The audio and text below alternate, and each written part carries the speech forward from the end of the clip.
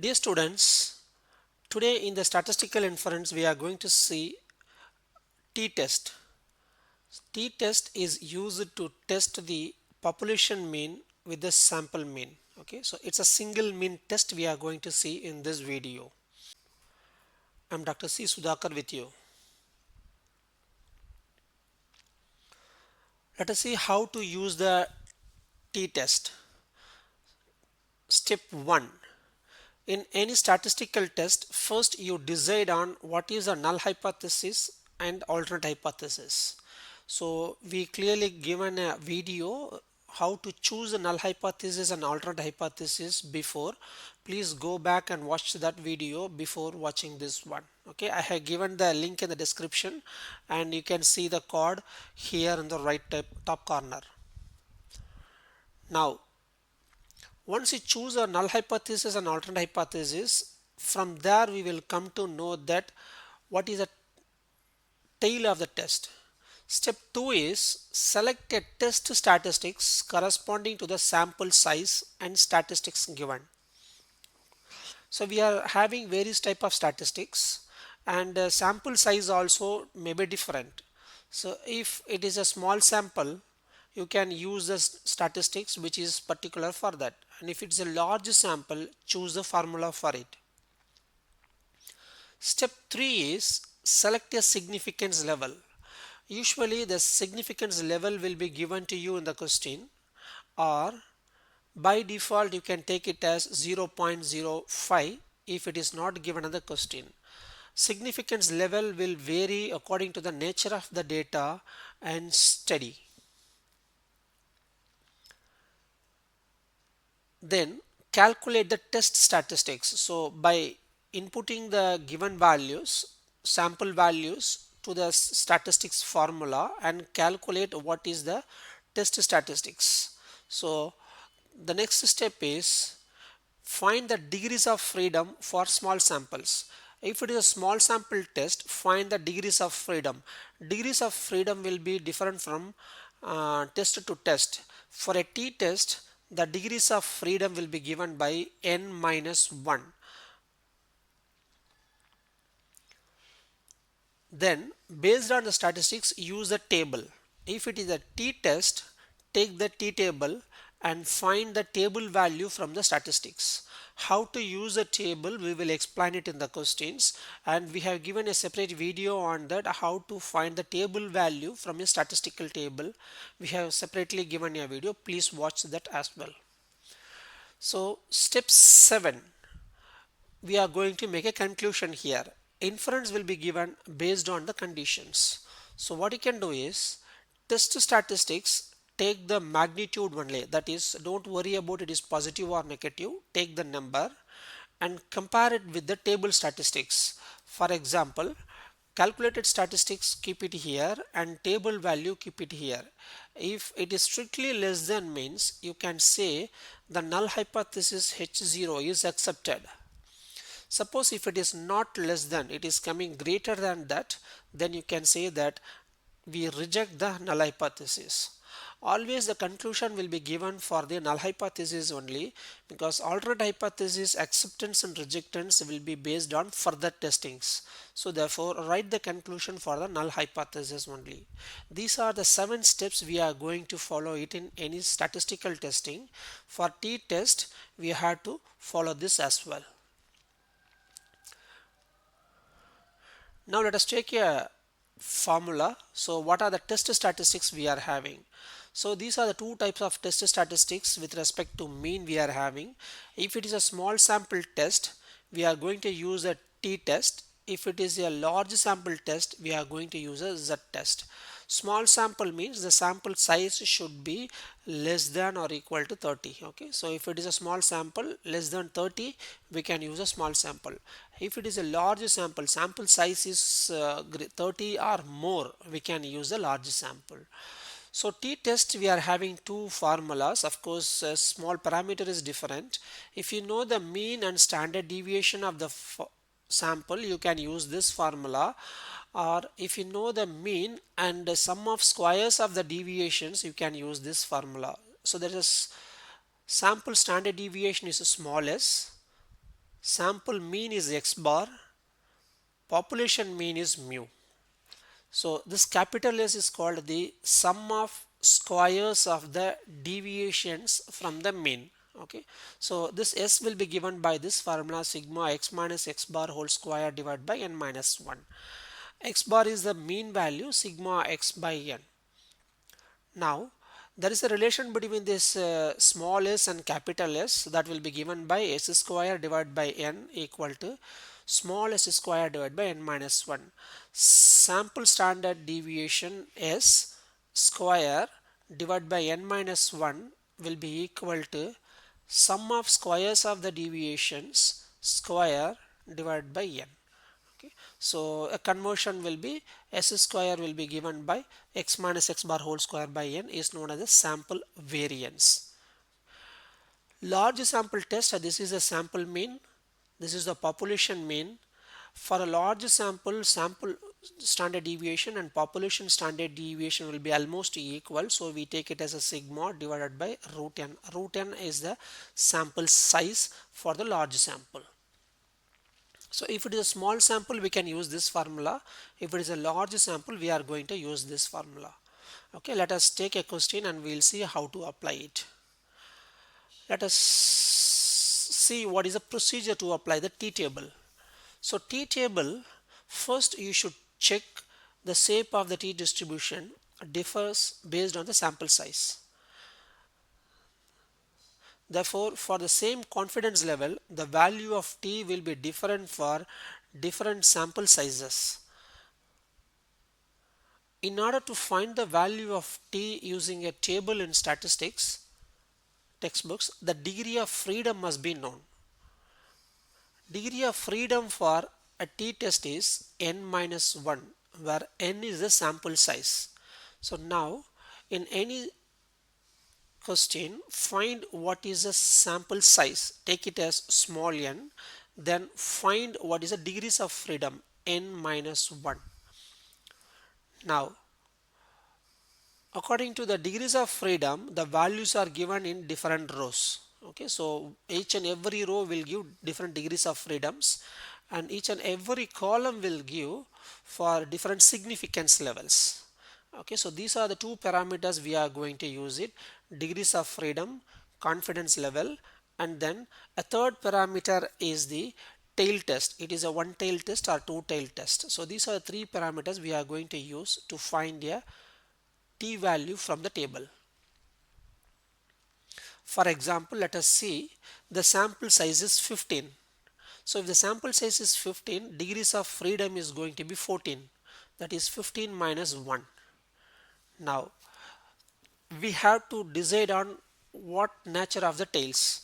If it is a tail of one tail, we can take a different one. If it is a tail of two tails, we can take a different value.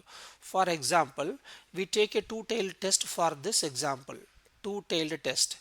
Okay, two-tailed test value is from the table. Here degrees of freedoms are given 1, 2, 3, 4, etc. like that. It will go up to 30. Then here one tail test values and two tail test values are given. So first you see degrees of freedom equal to 14. So if the degrees of freedom equal to 14, come to the left margin and see where you are getting 14 here. Then see what is the nature of the test. The nature of the test is two tail here. So it is a two tail test. It is based on the alternate hypothesis. Based on alternate hypothesis, we are deciding whether it is a one tail test or a two tail test. For a two tail test, look at only this row. Then see what is the level of significance. Level of significance is given in this numbers. So in this row, check for 10%, that is 0.10. 0.10 is coming here. See what is the number, degrees of freedom here. See which row we are going. Two tail test means choose this row. Then here you find what is the level of significance, alpha. Alpha equal to 0.10. Now in between these two values, okay, so take this row and take this column, and in between what is the value we are getting, 1.761. This is how we are going to find the t value from a t table. Okay, so what are the steps? Step 1, find degrees of freedom. Step 2, find the tail. And step 3, find the level of significance. And the last step, take the value from here. Now let us take a sample question. According to Oman National Agency, average rise in land price at Muscat for the first 6 months in 2019 is 49%. Suppose that the international real estate company wants to determine whether the agency's claim is true or not. The company randomly select 18 owners in Muscat. Based on the data that was available, they found the average increase in land price is 38% with a sample standard deviation of 14. Significance level is equal to 0.01. Verify accuracy of that agency. So this is the question. Let me go through them step by step. Very first step is we should see what type of test we are going to use it. Since the given data is average rise in land, that means they are talking about the mean values. Whenever we are discussing about the mean values, you should take a t-test or z-test.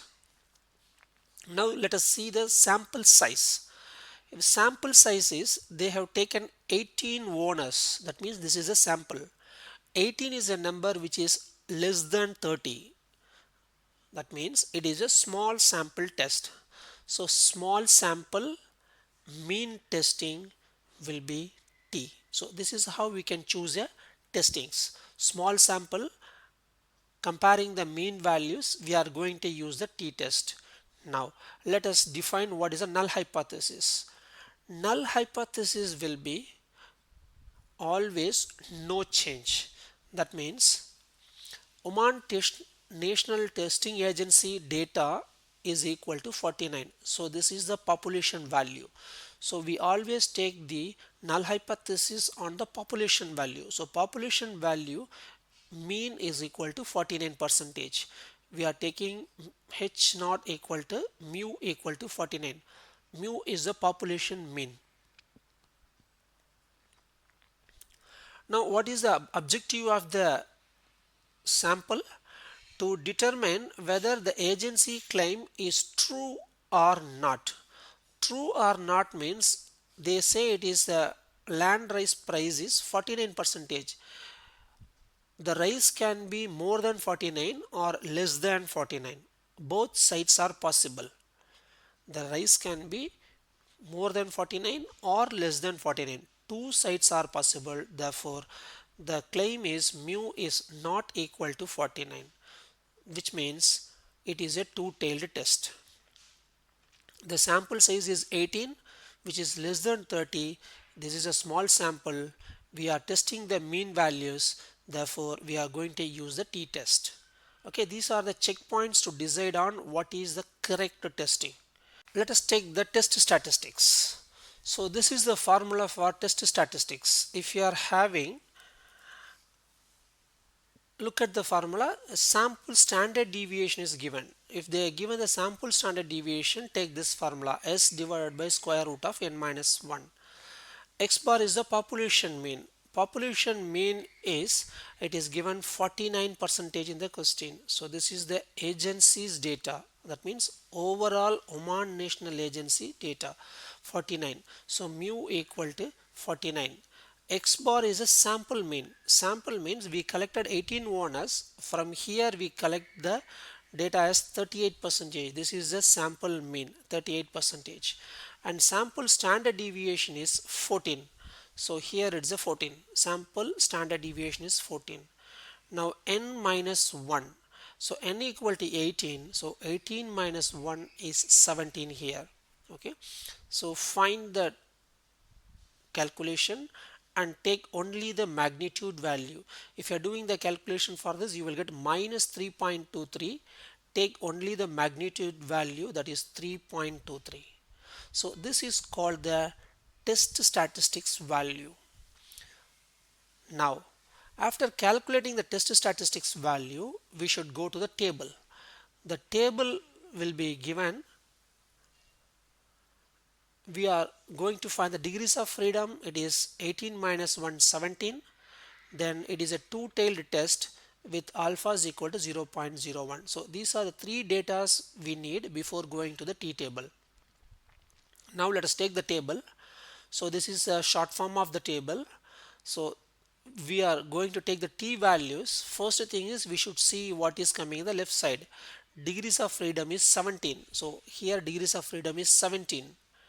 Then what is the nature of the test? It is two-tailed test. So two-tailed test means you should see this line. Okay, so this line we should see. And what is the level of significance? 0.01. So level of significance in this line is 0.01.